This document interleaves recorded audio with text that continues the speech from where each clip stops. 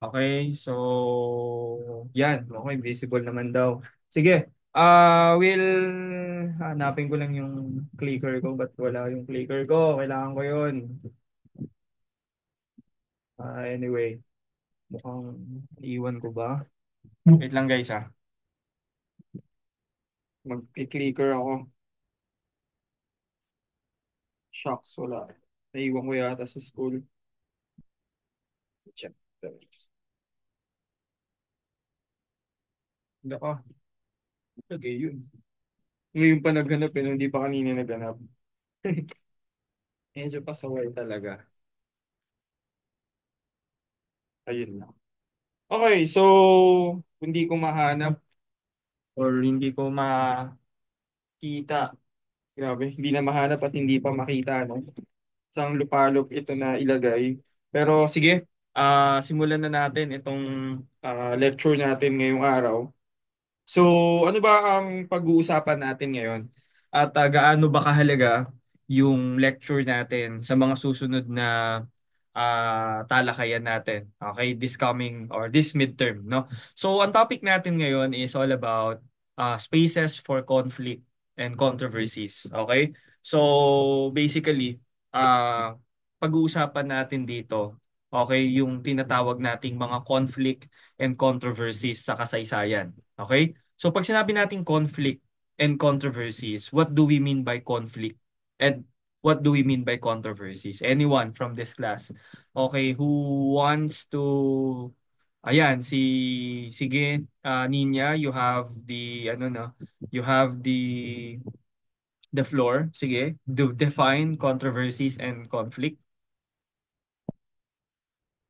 Sir, for me po, yung conflict po is yung parang problem po within the certain community. And then yung controversy po, ayun po yung issue po.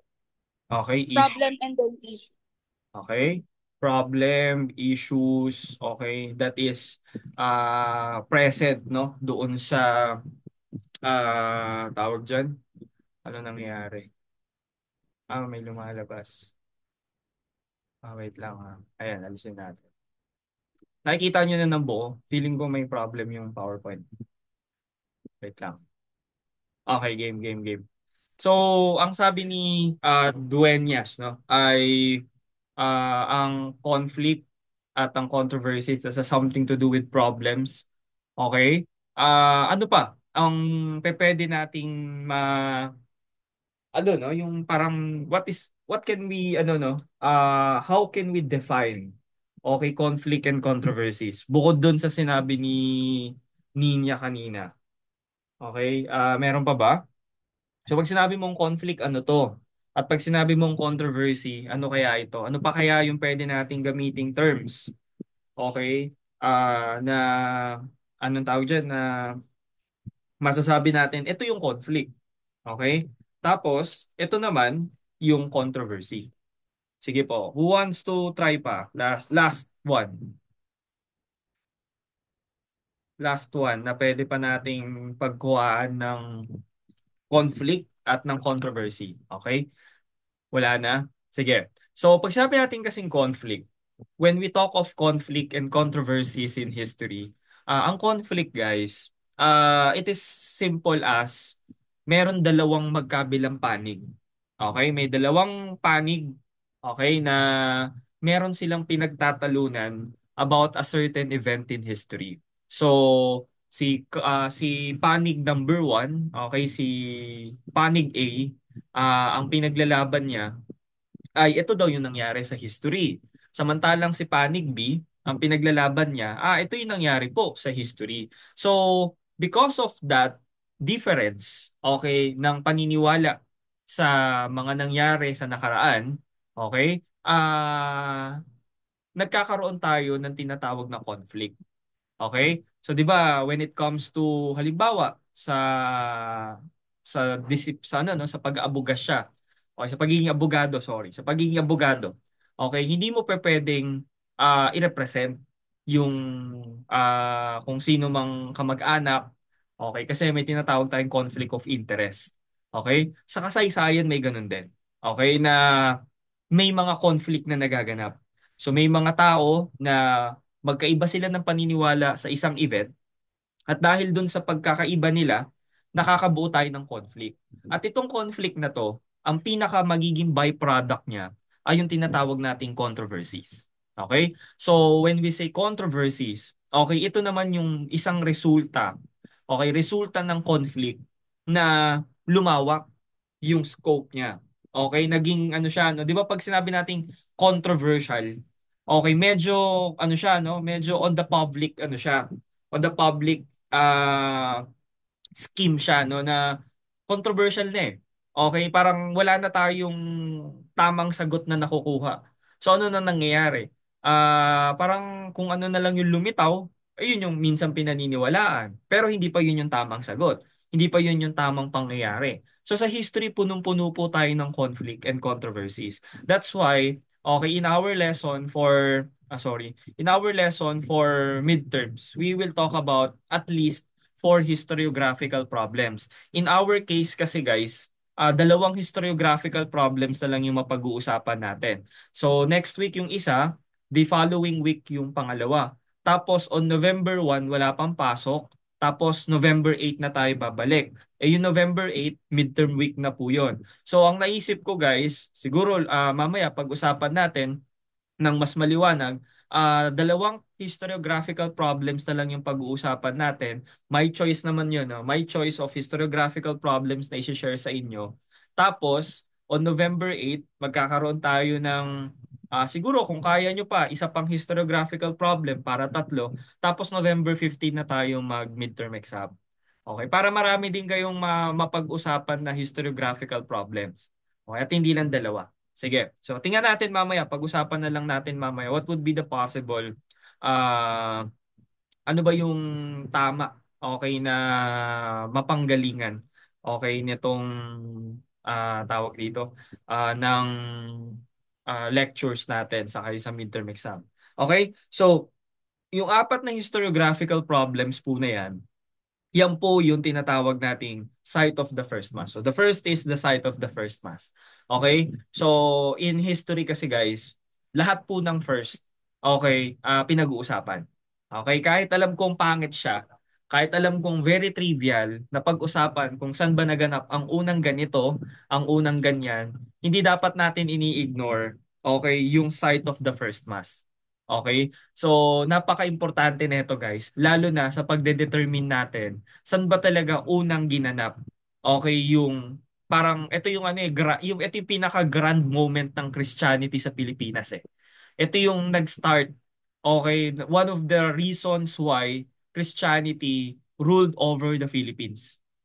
Okay, it's because of this mass. So hinahanap natin ngayon sa lecture na to yung mga reasons, okay, yung mga evidences to prove that itong place na to, dito naganap yung unang misa. So we have two places. So we have the Limasawa Leyte claim and we have the Butuan Mindanao claim. So apparently, these places, nasagot na yung tanong dyan. Nagkaroon na ng conclusion noong 2019. Okay, that the first mass in the Philippines happened in blank. So pag-usapan natin next week. So hindi ko mamadaliin. Baka ma-spoil kayo no na ay si Sir Shiner na agad. So let's ano na lang. Pag-usapan natin siya next week. So one of the historiographical problems is the site of the first mass. Another problem na pag-uusapan natin is the Cavite Mutiny of 1872. So if you have watched Gumburza, okay, yung film ni Enchong D, ni Piolo Pascual, I forgot the other names of that Netflix movie. Okay, napanood ko, mapapanood nyo din naman yan sa Netflix. I don't know if it is available pa rin. Pero one of the reasons, not one of the reasons why the Gumburza will be executed a month after the Cavite Mutiny. Ang controversial kasi dito guys is hindi ano conflict siya and at the same time problem. Confidential. Ano ba yan? Confidential funds? Ano siya? Controversial. Okay, kasi conflict unang-una walang maayos na pagkakasundo yung mga historians. Okay? Ano ba talaga yung reason? Ba't nagkaroon ng Cavite Mutiny noong 1872? Controversial siya kasi ah involve yung pagkamatay ng tatlong pare. Imagine guys, noong 1872, pinatay ng mga Kastila yung tatlong alagad ng Panginoon. Pari yun. Okay? That makes this topic controversial. Hindi lang po yun. Controversial tong topic na to kasi wala po tayong records. Okay, na makakapagsabi sa atin what really happened doon sa trial ng tatlong pare. What we know in history is nangyari yung Cavite Mutiny, idinikit yung pangalan nila sa Cavite Mutiny, and then, because of the Cavite Mutiny, mamamatay yung tatlong pare. Okay? So, nangyari yan January 20, 1872. I always remember that date kasi birthday ko yan.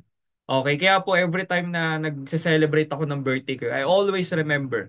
Okay? The reason why the tatlong paring martir ay mamamatay ay dahil po sa kaarawan ko.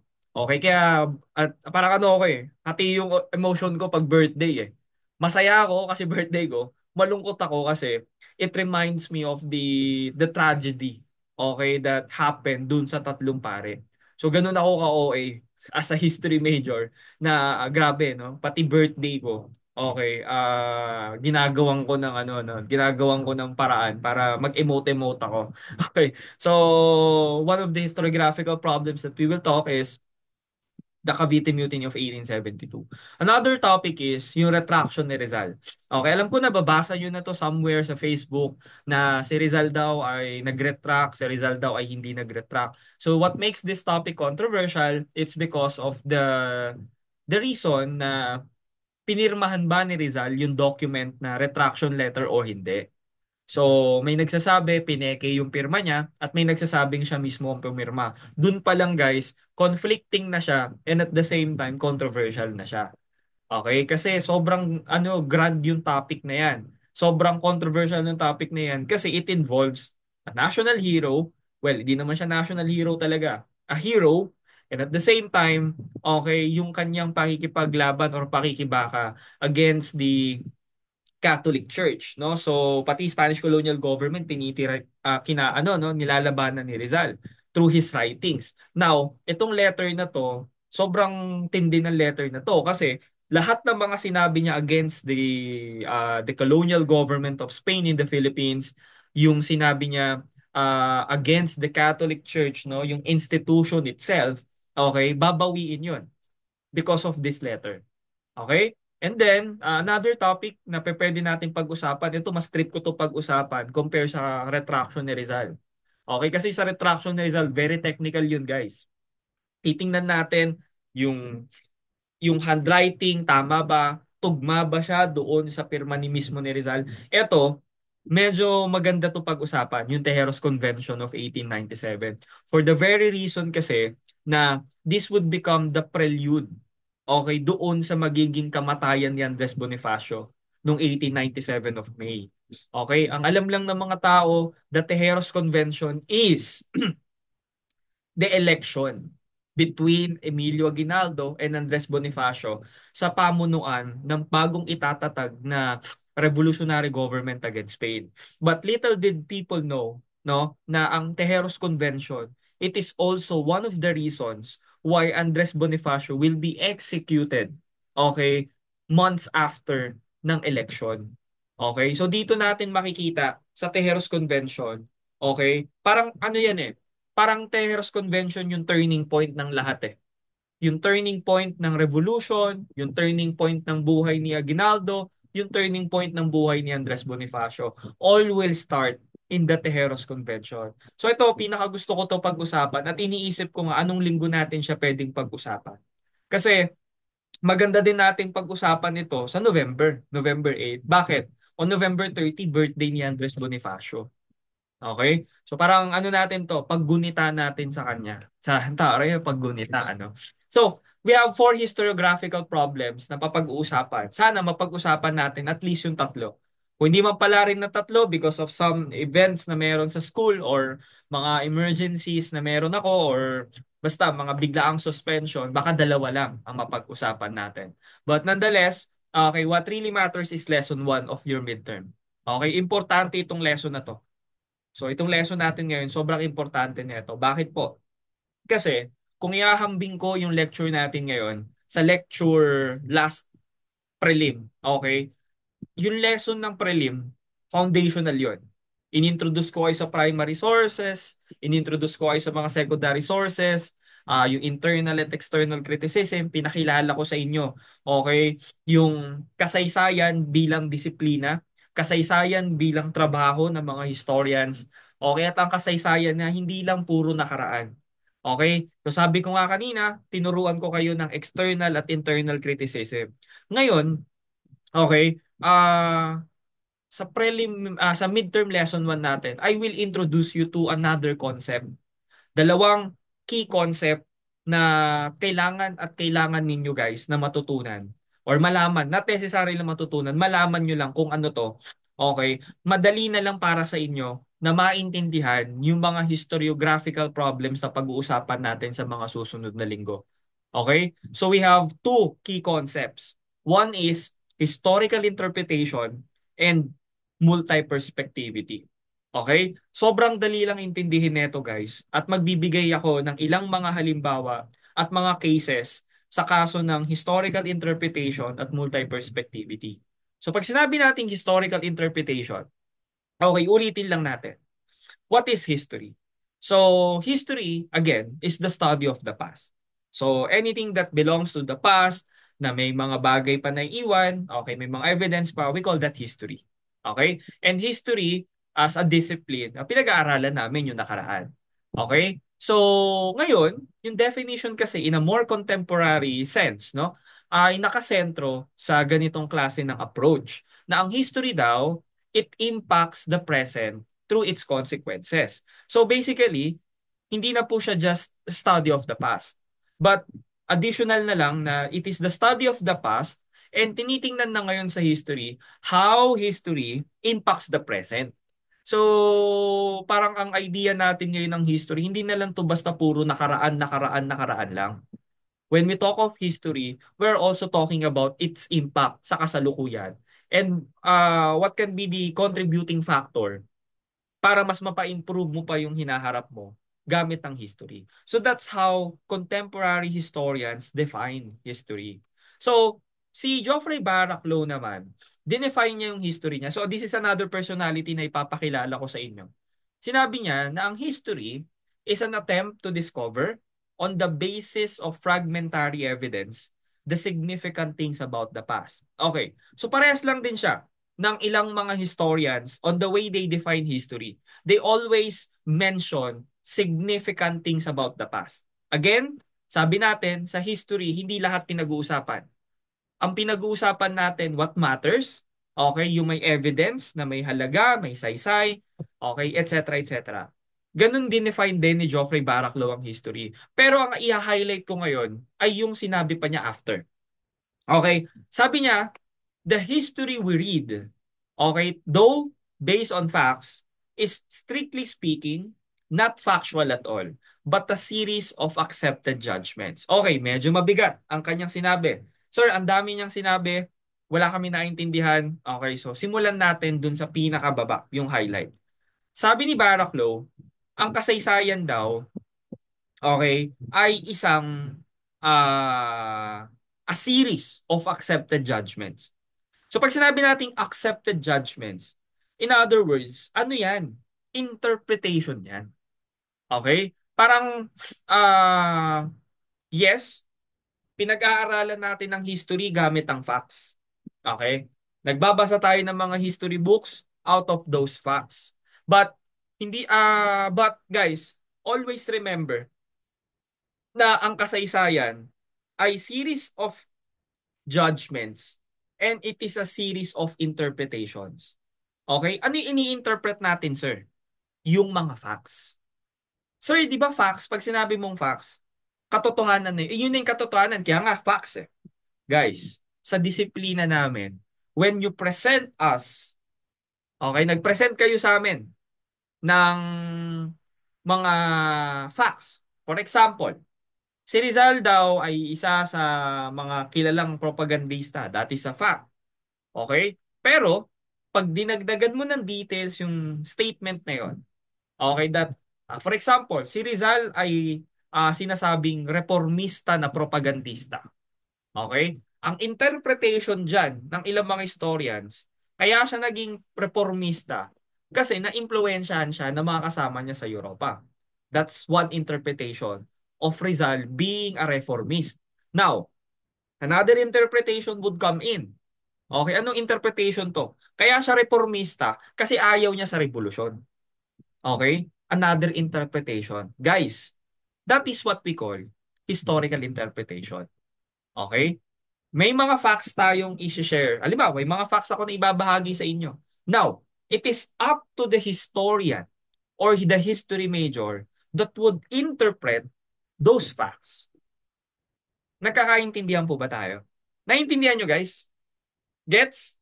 Okay, gets ba? Mag-react kayo dyan. Nakasubaybay ako sa reaction eh. Okay. So, sige, tingnan natin another example.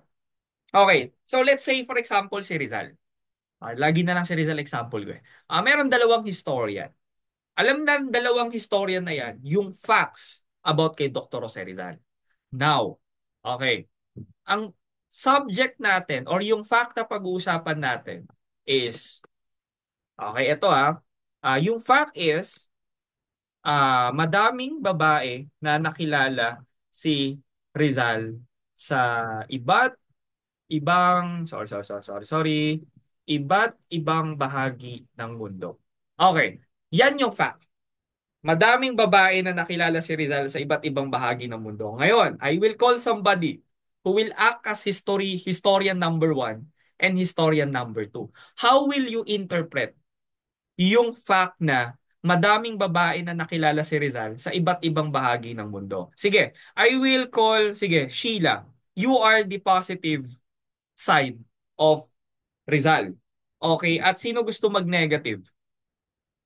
Sa negative side. Okay, so we have two historians right here. Si Sheila sa positive side na historian at si kung sino man gusto sa negative, sige, who wants to try sa negative? Sige. Meron ba? Sige, tatawag ako. Ayun nyo Okay. Sige, si ano? Si Phoebe, Carlos. Okay. So, ganito lang gagawin nyo dalawa, no? Carlos and, sorry. Anong nangyari?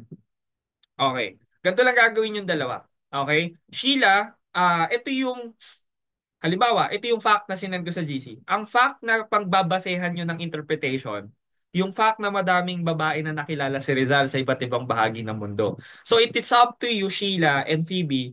Si Sheila sa positive interpretation at si Phoebe dun sa negative. So paano mo i-interpret ngayon, Sheila, positively yung fact? And Phoebe, paano mo ngayon i-interpret negative yung fact na present ko sa inyo? Sige po. Who wants to start? Sheila, you gusto mo mag-start? Phoebe, gusto mo mag-start? Okay, game. Sige, Phoebe, go ahead. Um, Pag sa negative side po, I think pwede ko po siya i-present na ano po. Um, Parang babaero po siya ganun. Okay, very good. Babaero, si Rizal. Guys, that is an interpretation. Okay, ano yung fact na pinagbasehan natin? Okay, Phoebe, paano mo nasabing babaero siya? Sige, by using the fact. Sige nga po. Tingnan lang natin, no? Tingnan lang natin, ano yung pinagbasehan mo? Bakit siya naging babaero based on the fact?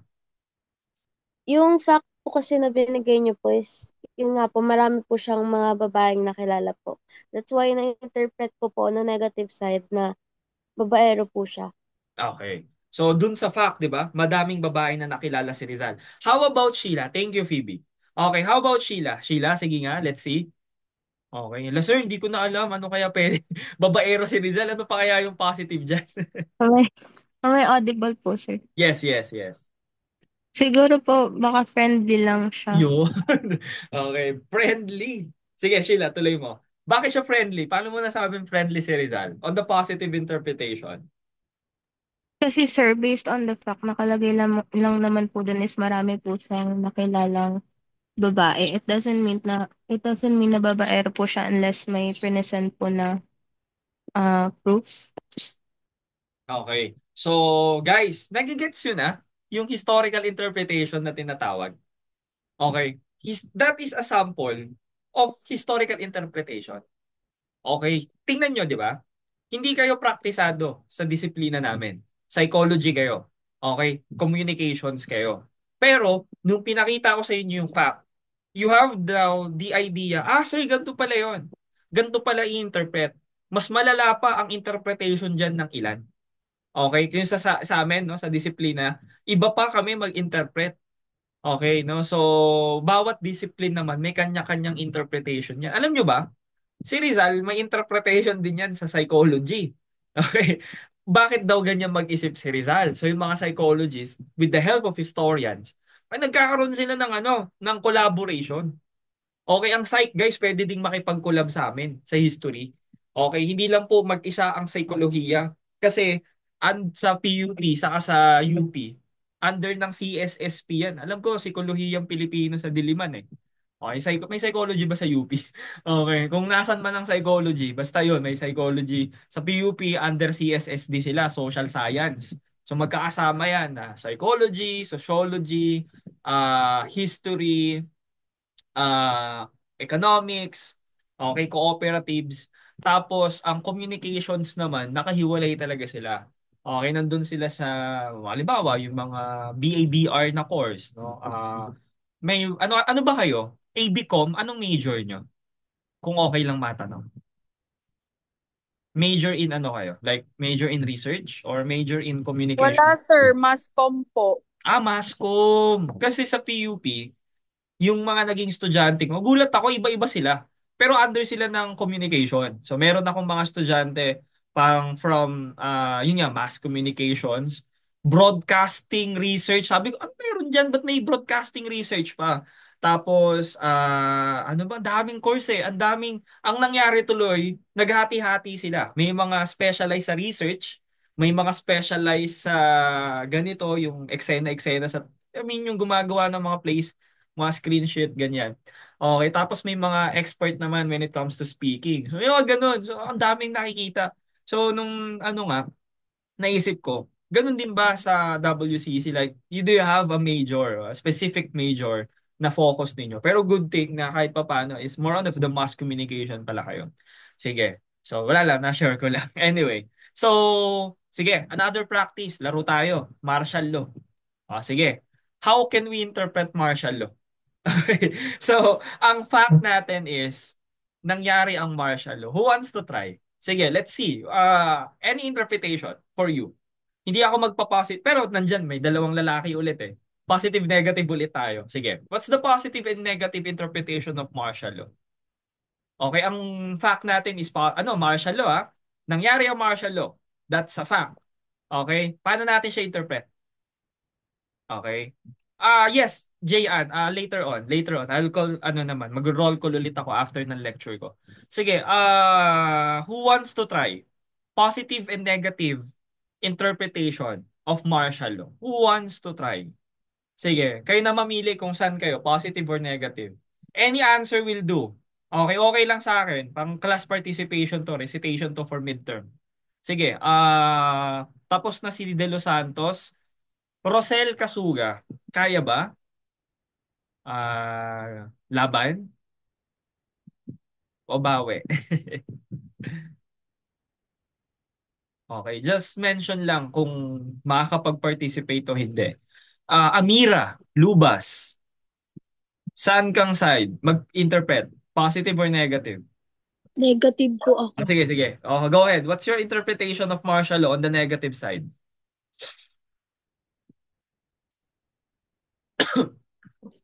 Mapanakit sa taong bayan. Mapanakit, Unfair po siya, ganun.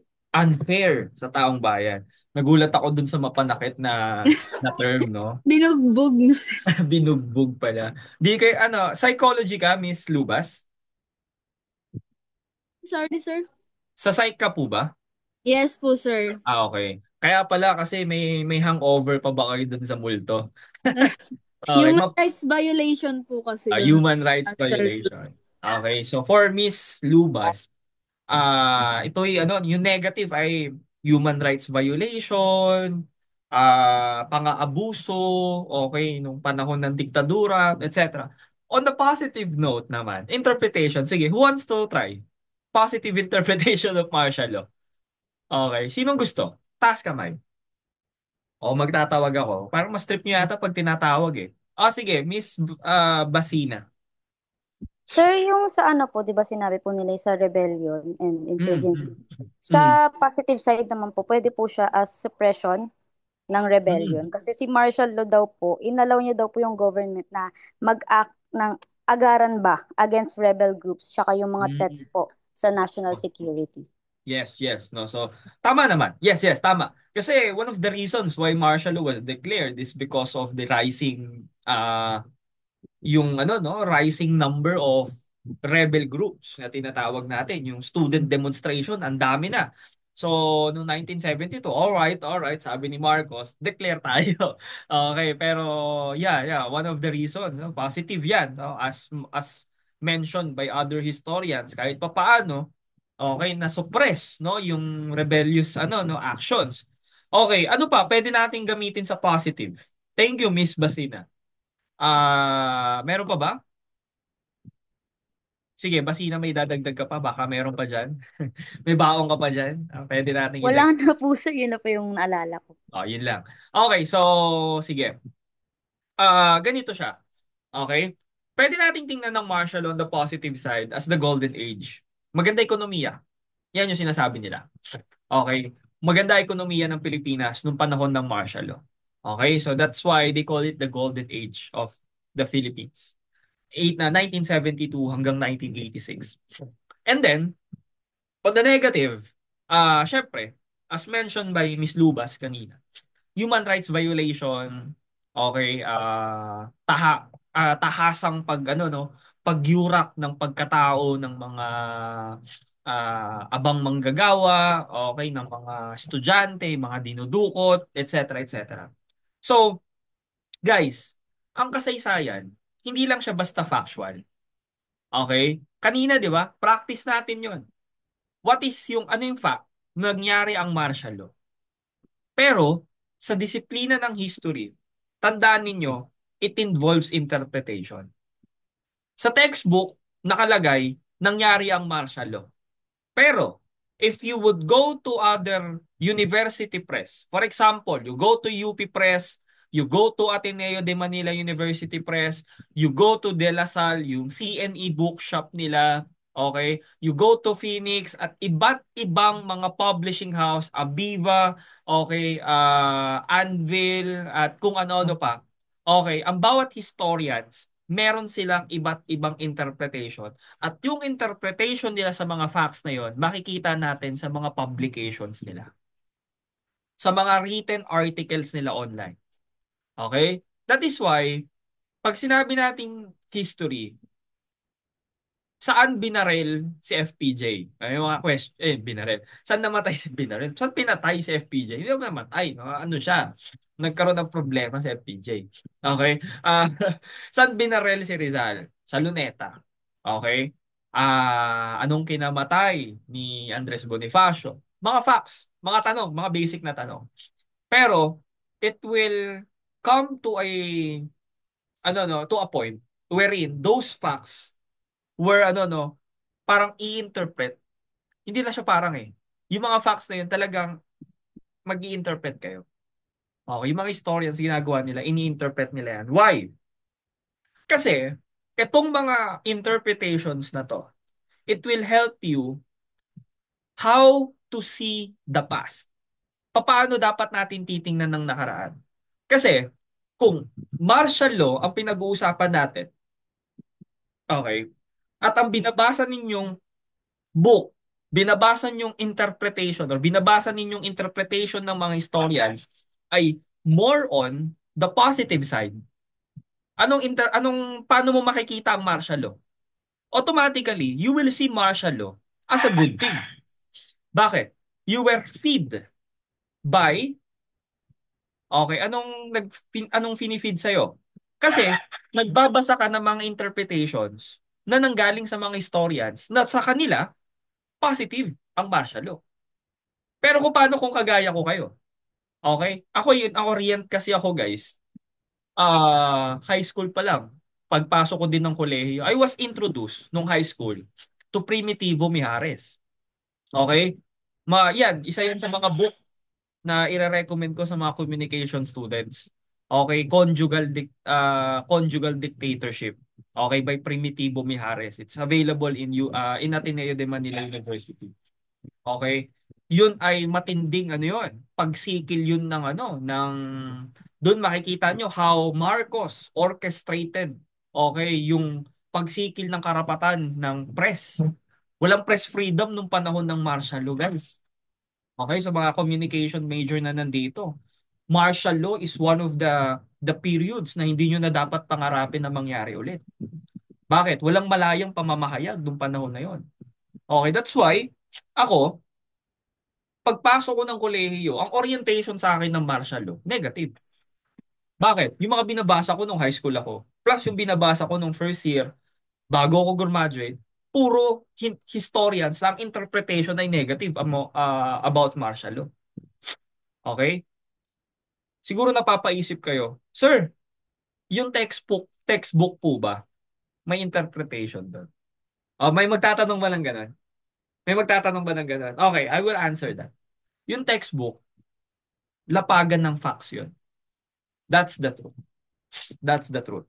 Yung mga textbook ng elementary, yung mga textbook ng high school, senior high school, lapagan yun ng facts. Ngayon, pagdating nyo na ng kolehiyo, may mga teachers kayo na specialize sa history, specialize sa communication, i-introduce niya man na kayo sa mga individuals, mga researchers, okay, na gumagawa ng research about the subject na tinitake ninyo. Okay? So, nung una, puro facts lang. Sa history, ganun din. Facts lang ang alam natin, pero hindi natin alam yung mga facts pala na yan ay ground for interpretation. Okay? So, kagaya dati. Okay? Kagaya dati, may nakitang primary source, Code of Kalanchaw.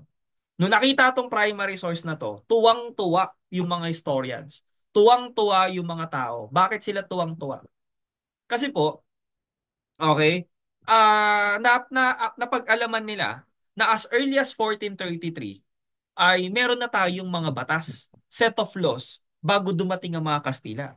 We call that the Code of Kalanchaw. Ngayon, itong Code of Kalanchaw na to, napag-alaman na peke. Pero, ah bago tawagin peke yan, source of pride ng mga taga-Aklan yan. So talagang it is a long-standing tradition na okay ng mga tao dito sa Pilipinas na even though kasinungalingan yung napag-alamang peke, napag-alamang kasinungalingan yung mga pangyayari sa kasaysayan, mga documents na nakita na forged, no? Kahit sabihin mong peke yan, guys, gino-glorify yan. Okay? Before kasi yan tawagin peke, nagawan ng monumento. Okay? So, ang interpretation ngayon ng mga historians, yung Code of Kalanchaw, this is our proof. Okay, na meron tayong sibilisasyon bago dumating mga Kastila. This is a way, okay, kumbaga, a way to decolonize as they speak, no? Wait lang. Okay, yung pagde-decolonize ng idea na tayo ay uncivilized bago dumating yung mga Kastila. So through the Code of Kalanchaw, ang interpretation ngayon ng mga historians, may sibilisasyon tayo. Anong nangyari? Noong 1968, napag-alaman po na peke pala yung dokumento. Okay, so refresher lang tayo. Nabanggit ko na to sa lesson 1 natin. It was, excuse me, it was William Henry Scott na nag-prove na peke yung document. Kasi yung document nanggaling daw siya sa isang Las Antiguas Leyendas de la Islas de Negros or the ancient legends in the islands of Negros na isinulat ni Jose E. Marco noong 1913. So this is Jose E. Marco and sinasabi ni William Henry Scott, forged yung document. So sir, paano pag peke yung dokumento na nag-establish ng fact? Na tayong mga Pilipino, bago dumating ang mga Kastila, we have certain laws. Yun yung established fact ng Code of Kalanchaw. That was interpreted by the historians na may sibilisasyon tayo bago dumating ang mga Kastila. Sir, paano pag dumating sa point na nalaman natin that the primary source who gives the fact na tayo ay may batas bago dumating ang mga Kastila. And the way historians interpret it is may sibilisasyon tayo before dumating yung mga Kastila. Paano pag peke? Sige nga po.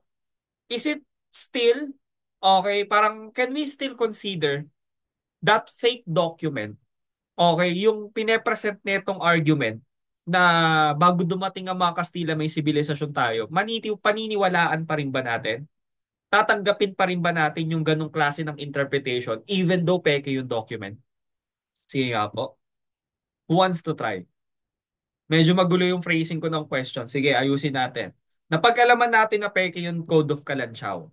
Okay? And the way historians interpreted itong Code of Kalanchaw, they say na may sibilisasyon tayo bago dumating ang mga Kastila. Eh napag-alaman na peke nga yung dokumento.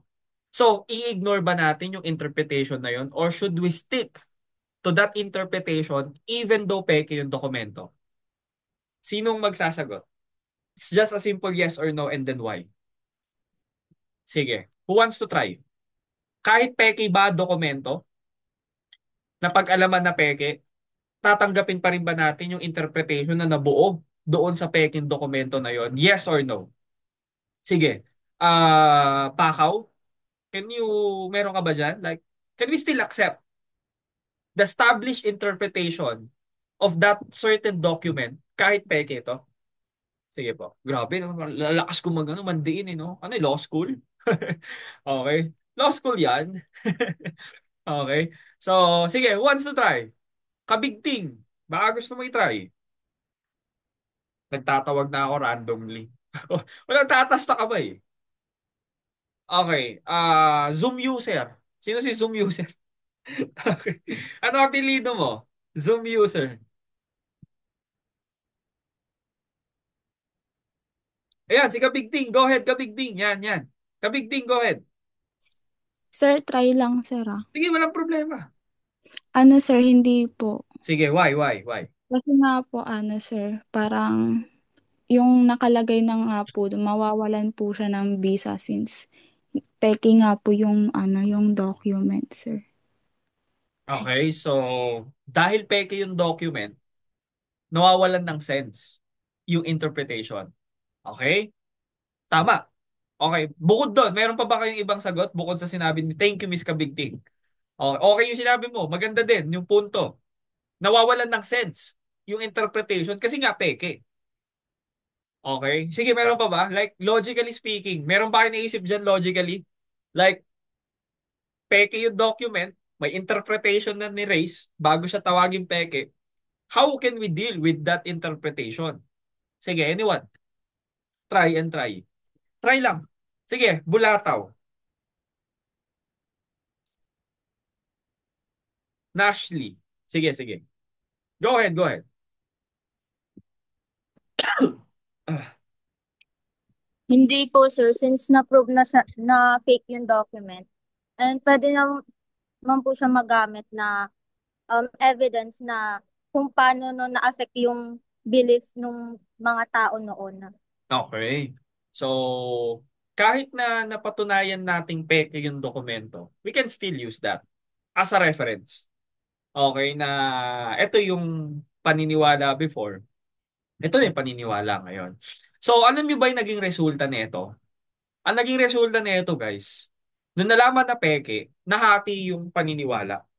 May mga historians na ah naniniwala sa findings ni William Henry Scott at meron naman pong mga historians na hindi pinaniniwalaan yung sinabi ni William Henry Scott. Okay, it's a very interesting document kasi to the point na sabi nga natin, peke siya by 1968. Kahit yung mga taga-aklan, no? Naniniwala pa rin sila kahit kasinungalingan to, no? So the lies we believe. So yun yung term na gagamitin natin. Naniniwala sila kahit peke yung document because of pride. Because of pride. Fried rice. So because of pride. Kaya naniniwala sila diyan sa document na yan. So imagine a non-historian interpreting the Code of Kalanchaw. Paano kung hindi historian ang humawak ng dokumento na yan? delikado na. Eh di nagkagulo na tayo, guys. Okay, kagulo na. Yun yung sinasabi nila, no? So, to establish these facts, no? Again, refresher lang tayo last time. To establish these facts, historians collects and utilizes primary sources. Saan natin nakukuha yung mga facts? Sa mga primary source. Yun yung tatandaan ninyo. Nakukuha yun sa mga primary source. At ang ah excuse me, ang nag-establish ng mga facts na yan, mga historians. Okay? And then, dahil in-establish nila yung mga facts na yan, they are also responsible in what we call historical interpretations. So, in other words, guys, the last part of yung tinatawag nating historical method is establishing historical interpretations. Okay? So, for example, we have the Revolution of 1896. So, mangangalap kayo ng primary source, i-interpret ngayon, okay, internal, external criticism muna, tapos, i-interpret ng historians out of those sources itong revolution. Same goes with the life of Emilio Aguinaldo. Okay, madaming sulatin about his life that he is an anti-hero. That is another interpretation. Meron pang sinusulat na siya ay bayani. Another interpretation yun. Okay? So, kahit yung mga tao guys, mga prominent figures natin, were ground for ano siya no. They were part of interpretations. Okay? Kasi yung halimbawa si Aguinaldo, marami ako nababasa mga bata nagpo-post. Bakit ang bait daw na itsura ni Aguinaldo sa Quezon? Kasi iba yung political ano nun eh. Iba yung konteksto ng panahon ng Amerikano. Okay? So naging mabait siya. Okay, lalo na panahon ng Hapon, di ba? Grabe si Punto. So, ganun din si Rizal. Dalawa interpretasyon kay Rizal, politically speaking. Anti-revolution siya and pro-revolution. So, yan yung mga interpretation ng historian. And ang interpretation, guys, hindi na natin dapat ito ibinibigay sa ibang tao. Ang interpretation, lagi at lagi yan sa mga historians. Okay? Kasi sobrang taas ng risk for misinterpretation pag hindi historian ang nag-interpret ng mga certain facts. For example, noong 2022, isang vlogger ang na-flag because of spreading misinformation coming from those misinterpretation na kinumit niya. Okay, kasagsagan to ng ano no election election. Okay? Ganon din si Bongo. Okay, nag-share din siya ng misinterpretation. Ano yung misinterpretation na yon? Sinabi niya tausog daw si Lapu-Lapu. Diyos mio Marimar. Tausog daw si Lapu-Lapu. 2 days after, naglabas siya ng statement. Walang klarong historical record at ako'y taos-pusong humihingi ng paumanhin. Sa madaling salita, guys, okay, ang mga tao na walang history background, they were ground for misinterpretation talaga. Bakit ground for misinterpretation? Kasi hindi naman talaga nila totally nabasa what really happened. Hindi sila nag-consult sa iba't ibang mga sources to prove yung kiniklaim nila. Basta na lang may malagay, may masabi yung writer nila, speech writer nila, ayun na yun. That is relevant to the event. No, hindi porket relevant sa event at di porket taga Mindanao ka, sasabihin mo ng taga Mindanao din sila Lapu-Lapu. Maybe that's your interpretation. Pero tatanungin muna natin, are you a historian to interpret those things? Okay? So, ang interpretation naman guys, it can change over time. Okay? Kagaya lang din na sinabi natin noong lesson 1, ang history nag-update yan. Basta may mga lumitaw na bagong dokumento. So, meron pa tayo sa example dito. Sample ng isang historical interpretation din. Excuse me lang. Okay, anong sabi? Ang sabi is that Rizal is one of the prominent writers of his time. 8 years old pa lang kasi siya.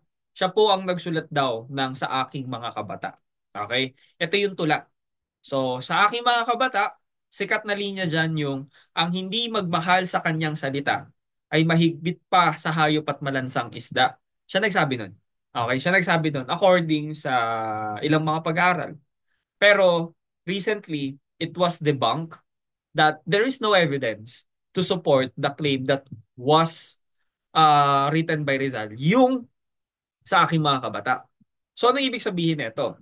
Ang ibig sabihin nito, for the longest time, ang paniniwala ng mga tao at ng ilang mga historians, si Rizal ang nagsulat nun. Okay, ang interpretation, magaling na nilalang si Rizal. Mahusay na bata si Rizal. Yun yung interpretation dyan. Genius si Rizal. Unfortunately, nasilip yung dokumento. Na dokumento, na-publish yan sa book ni Hermenildo Cruz noong 1906. Kiniklaim ni Hermenildo Cruz na binigay sa kanya ni Gabriel Beato Francisco yung dokumento. Okay, nagtuturoan ngayon. Itong dokumento na to, sabi ni Beato Francisco, galing yan sa isang kaibigan ni Rizal na ibinigay naman sa kanya noong 1884 ni Saturnino Raselis. Kaibigan ni Rizal, si Saturnino Raselis. So we have three persons, okay, na nagtuturoan saan ba nang galing yung tula ni Rizal. Okay? Ngayon, through investigation, nalaman nila, wala pong Raselis or Saturnino Raselis na kaibigan si Rizal. So, ibig sabihin, may pagdududa na tayo. Skeptic na tayo doon sa dokumento. So, yung dating interpretation natin na si Rizal ay genius kasi siya yung pinakabata or parang bata siya na nagsulat ng isang tula na matalinhaga at maganda ang pagkakasulat, lumalabas ngayon na yung interpretation na yun mababalik.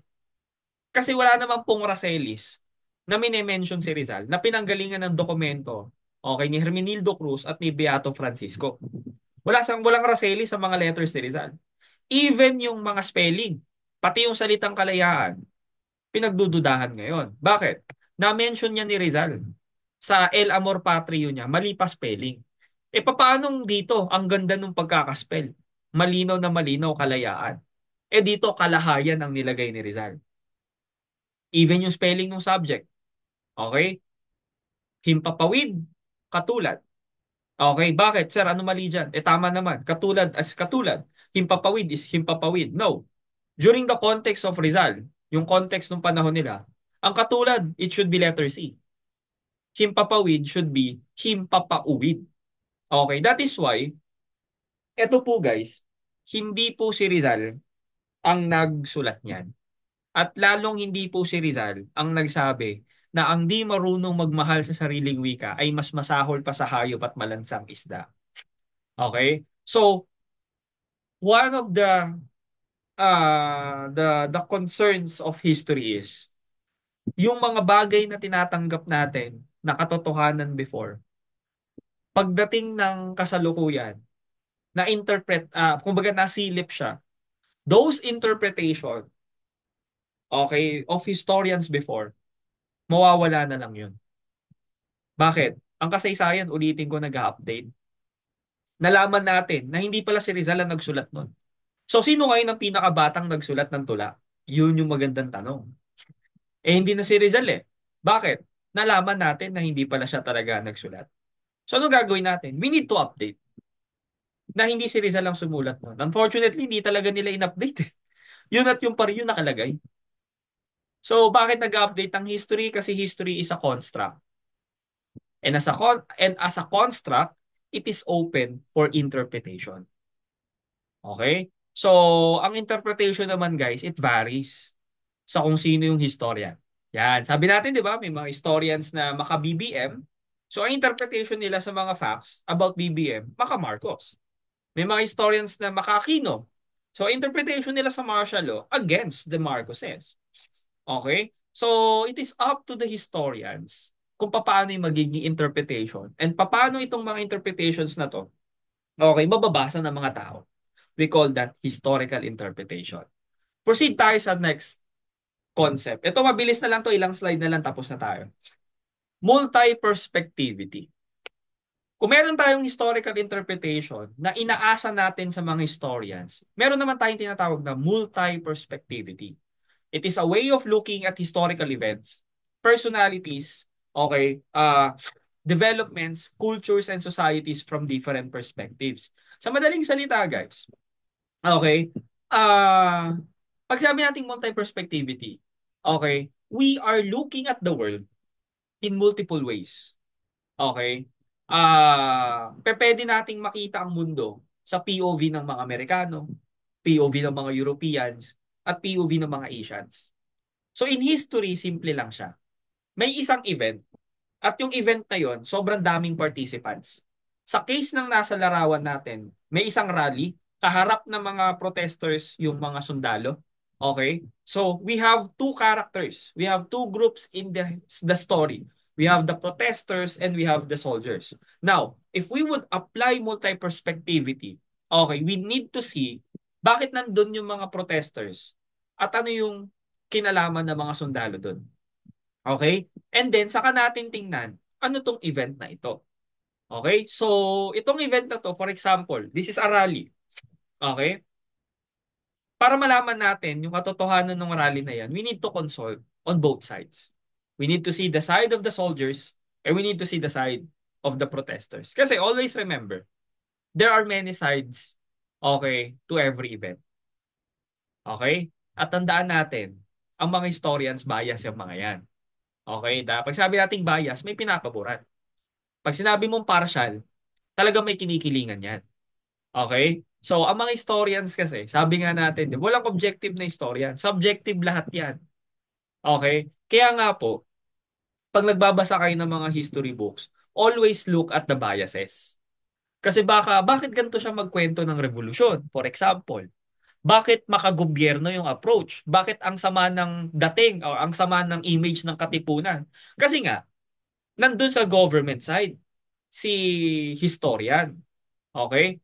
Paano kung ang revolution ay isinulat naman na glorified ang katipunan? Maaring ang mga sources niya at ang bias niya towards the katipunan. Paano pag napaka-neutral naman nung nagsulat na to? Tinitingnan lang yung POV ng mga nanonood ng event, pwedeng baka itong historians na to, interested siya sa mga tala ng individual sa mga nangyayari. Okay? So, ibig sabihin guys, okay, ang historian po ay they were not just biased by nature, but they were also biased, lalo na sa paggamit ng sources. If they want to write, okay, a book about the Katipunan, okay, that is on the perspective of the government, they would use government records. Mga reports ng gobyerno about the revolution. So, ibig sabihin, yung book na mapapublish ng historian na yun, we're leaning towards against the revolution. Samantalang, if the historian would write, okay, a book about the Katipunan na sinasabi nila magigiting ang mga sundalo, talagang ipinaglalaban ng kalayaan ng inang bayan, okay, at yung mga sources niya mostly from different katipuneros, yung mga memoir nila, so they were leaning towards in support of the revolution. Ganun mapapublish yung book. Kung yung perspective naman ng individual, maaring kontra o kampi sa revolusyon, yung specific individual or historian na iyon.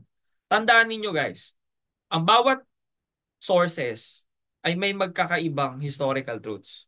So as simple as different kinds of sources is equivalent to different historical truths. Okay, we have the revolution.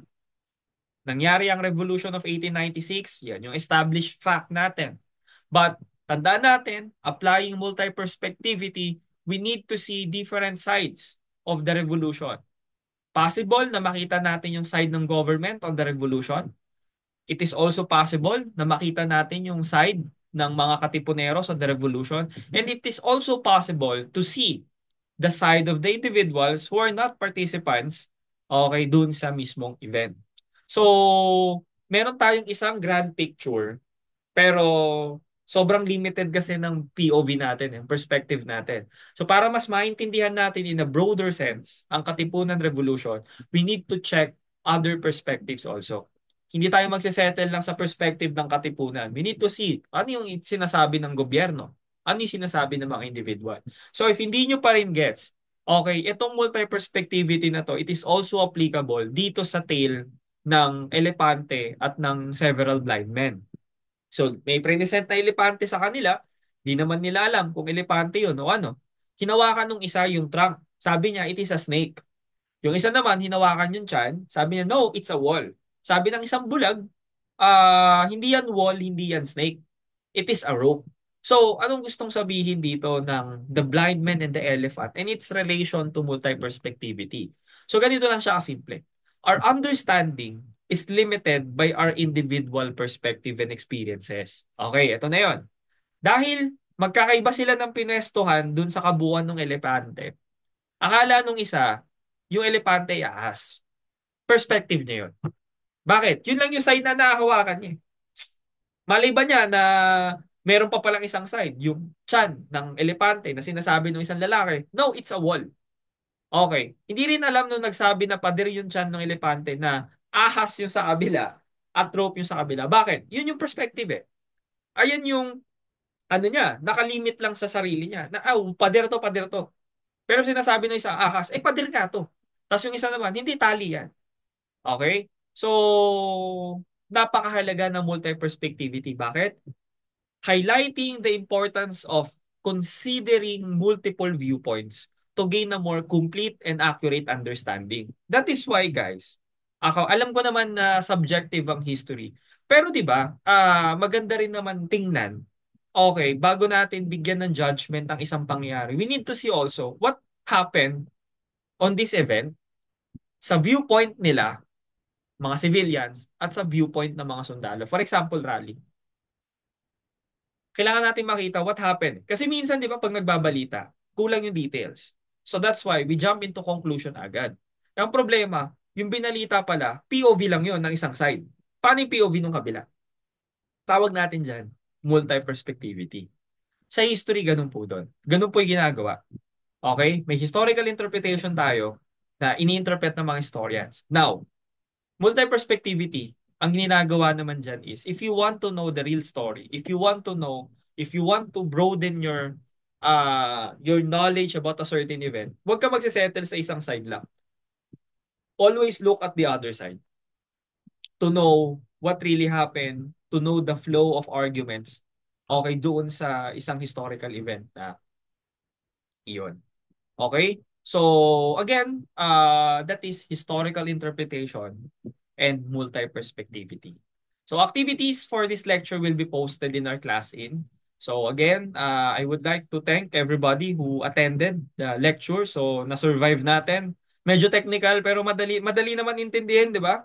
So, historical interpretation and multi-perspectivity were two key concepts na kailangan ninyong matutunan at malaman para ma-gets ninyo yung mga susunod nating lecture. So, announcement lang po. Announcement. Our sorry. Our our midterm, okay, ay gagawin natin for ang midterm natin po ay hindi po written. Okay, but rather our midterm exam is a tawag dyan. Siya po ay oral examination. Okay, oral exam po tayo. So, ibig sabihin nun, yung sakop ng exam natin ay mula lesson 1, yung ngayong araw, hanggang doon sa huling lesson bago mag-midterm exam. So, oral examination tayo, one-on-one yun. Okay? So, may linggo tayong ilalaan para sa oral exam at para doon sa mga hindi makakapag-exam, gagawin natin siya ng face-to-face. Special examination na po yun. Okay? So, one-on-one tayo sa Zoom. Naka-open cam po tayo. Okay? Tapos, may ilang tanong lang akong ibabato sa inyo and you need to answer that. Okay? Those questions. That is related to our lectures. Now, another important announcement is your reflection papers. So, you will have a reflection paper every after ng lectures natin. Whether it is recorded or it is live session, you need to provide a reflection paper that is to be submitted sa araw ng exam natin, ng oral examination. So, there's no 1 week deadline. Lahat po ng reflection paper natin mula ngayong araw, sa susunod na meeting, at sa susunod na meeting, submission po nun at ang deadline po nun lahat ay November 15. Okay? So, 4 yun. Kung hindi 4, 3 reflection paper ang isasubmit nyo sa akin. Ngayon, ano laman ng reflection paper? 3 to 5 paragraphs. Okay? 3 to 5 paragraphs with 3 to 5 sentences. Wala na pong medium. Okay, wala na pong medium. Free writing na po tayo dito. Whether mag-Taglish kayo, whether mag-gangsta ano kayo dyan, okay, youngsta na language kayo dyan, okay, wala pong magiging problema sa akin as long as mabasa ko po doon what things have you, ano no, mga bagay na natutunan mo sa lecture, what are your comments, what are your thoughts about our lecture today. So you don't need to ano no to chat GPT everything eh. All you have to do is ano nga ba yung natutunan ko sa araw na to? Ano nga ba yung napulot ko? Okay, nakatulog kaya ako sa klase ni Sir? Pwede yun. Ilagay nyo lang doon. Basta 3 to 5 paragraphs with 3 to 5 sentences. Nagkakaintindihan po ba tayo? Okay? So siguro kay Miss Sheila, I will ano na lang, coordinate with her regarding sa ilang pang mga instructions. Pero next week, hopefully tuloy-tuloy tayo ng klase at wala na masyadong mga aberya para tuloy-tuloy no yung lesson natin.